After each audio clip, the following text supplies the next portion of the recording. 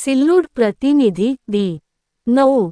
शहरातील आमदार अब्दुल सत्तार यांचे जनसंपर्क कार्यालय शिवसेना भवन येथे शिवसेना, युवासेना व महिला आघाडीच्या वतीने रक्षाबंधन कार्यक्रमाचे आयोजन करण्यात आले होते। यावेळी महिला भगिनींनी आमदार अब्दुल सत्तार यांना राखी बांधल्या। रक्षाबंधनानिमित्त आमदार अब्दुल सत्तार यांनी उपस्थित महिला भगिनींना साडी भेट देऊन त्यांचा सन्मान केला। यावेळी बोलताना आमदार सत्तार म्हणाले की भावाचा आधार आणि बहिणीची माया हे अतूट नाते रक्षाबंधनाच्या माध्यमातून अधिक दृढ होते। या दिवशी बहीण भावाच्या दीर्घायुष्यासाठी प्रार्थना करते, तर भाऊ आपल्या बहिणीच्या संरक्षणाचे वचन देतो। हे नाते प्रेम, विश्वास आणि आपुलकीचे प्रतीक आहे, असे सांगत त्यांनी उपस्थित महिला भगिनींना रक्षाबंधनाच्या शुभेच्छा दिल्या। लाडकी बहीण योजनेमुळे महिलांमध्ये उत्साह। राज्यातील महिलांच्या सक्षमीकरणासाठी महायुती सरकारच्या माध्यमातून विविध योजना राबविण्यात येत आहेत।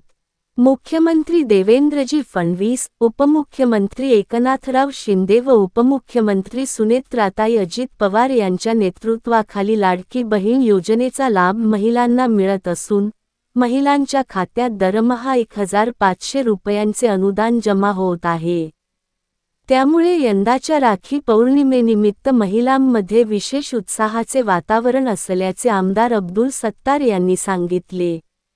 लाडकी बहीण योजना ही महिला सक्षमीकरणाच्या दिशेने क्रांतिकारी पाऊल।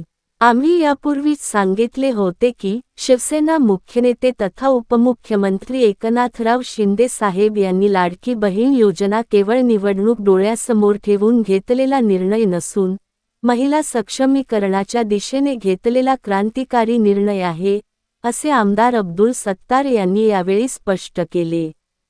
महिला आता केवळ चूल आणि मूल यापुरत्या मर्यादित राहिलेल्या नसून IAS, IPS, इंजिनिअरिंगसह विविध क्षेत्रांत महिला अत्यंत जबाबदारीने आपले कर्तव्य बजावत आहेत। महिलांनी प्रत्येक क्षेत्रात आपल्या कर्तृत्वाचा ठसा उमटविला आहे।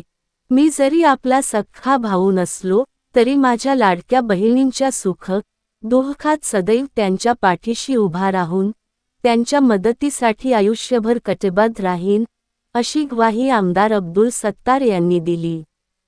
या कार्यक्रमास शिवसेना महिला आघाडीच्या दुर्गाबाई पवार, राजश्री निकम, शकुंतलाबाई बनसोड, मेघा शाह, नगरसेविका वैशाली पाटील, रेखा गायकवाड, पर्वताबाई दुधे, तसेच सुमनबाई तांगडे, शांताबाई कावले, कमलबाई जयस्वाल यांच्यासह मोठ्या संख्येने महिला भगिनी उपस्थित होत्या।